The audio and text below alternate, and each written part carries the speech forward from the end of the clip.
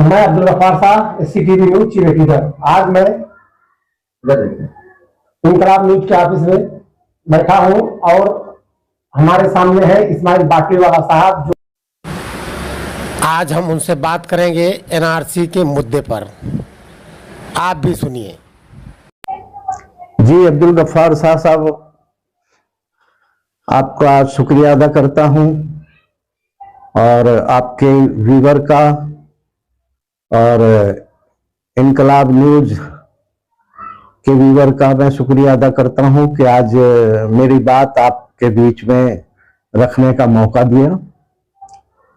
हम आंदोलन मुहिम चला रहे हैं, वो है NRC की। आपने देखा होगा कि कुछ समय पहले NRC के बवाल देश भर में खड़े किए गए और ये साबित करने की कोशिश की गई कि NRC बहुत बड़ी बीमारी है, बहुत बड़ा नुकसानदेह चीज है और बहुत बड़े तबके को बेघर कर देगा, विदेशी बना देगा, डिटेंशन सेंटर में डाल देगा। तो वो हमें कभी भाया नहीं। उसकी वजह यह है कि जब आसाम में हमारी NRC जब चल रही थी तो देश भर को NRC के मतलब ही नहीं पता थे, उस नाम से भी वाकफियत नहीं थी। तब हम आसाम में NRC की फैक्ट फाइंडिंग कर रहे थे, तो वहां की जमीनी हकीकत जो हमने देखा और NRC के खिलाफ जो आंदोलन हमने देखा, उसमें हमने बड़ा फासला देखा। ठीक है, आंदोलन करने वालों को हमने समझा कि भाई ठीक है, सड़क पर आ गए हैं, कितनी औरतें, बच्चे, बूढ़े, बूढ़ियां सब ठंडी में ठंड से कपा रही हैं, लेकिन उन्हें एक खौफ था, एक डर था कि NRC आएगी और हमको बेघर कर देगी, हमें हमारे देश से बाहर कर देगी। तो ये चिंता हमें सताए जा रही थी।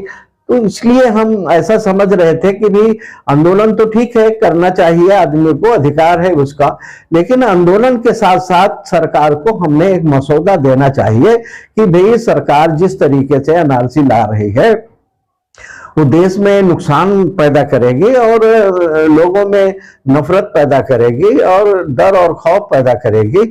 इसलिए उस NRC के अपोज में हमने एक मसौदा बनाना चाहिए।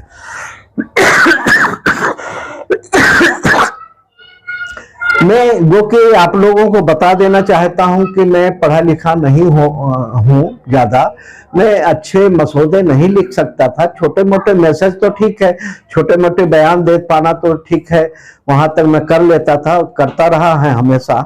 लेकिन जब मसौदा लिखने की बारी आई तो बहुत सारे लोगों से हमने संपर्क किया, पढ़े लिखे लोगों से, जजों से, वकीलों से, बड़े बड़े एक्टिविस्ट से, बड़े बड़े कानूनदान से हमने संपर्क किया कि भाई NRC का मसौदा लिख दीजिए, मुझे नहीं लिखना आता है। तो किसी को समझा नहीं या वो टाल गए, नहीं लिखना चाहे।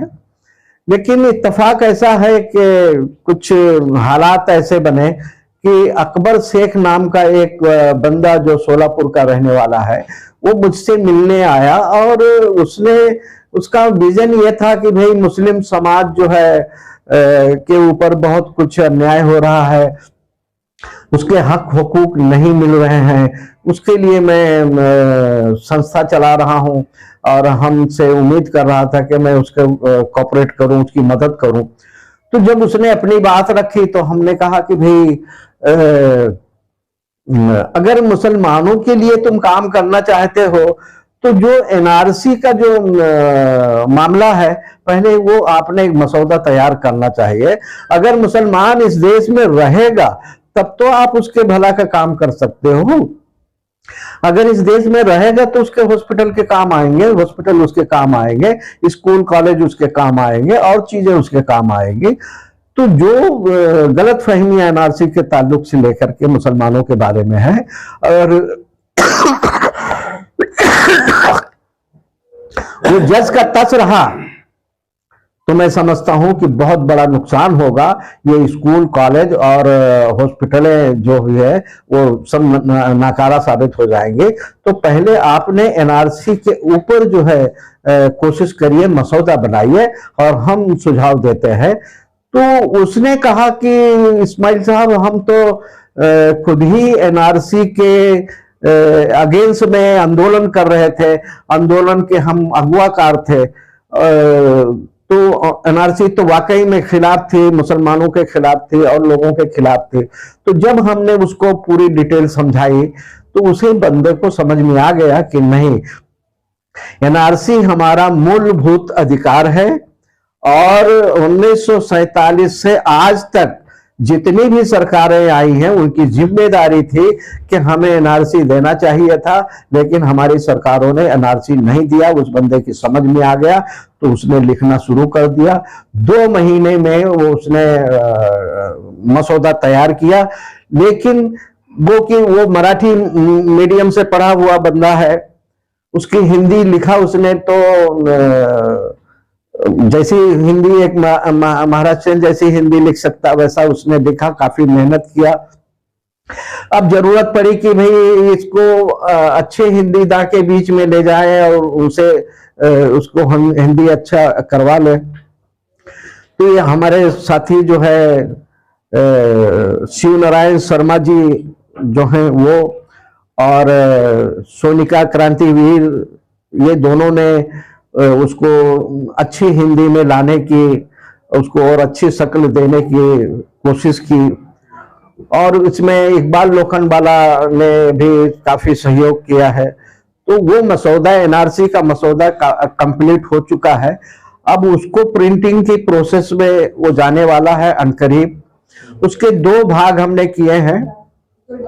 एक है सरकार को मसौदा जाएगा और दूसरा किताब की शक्ल में जो मीडिया को और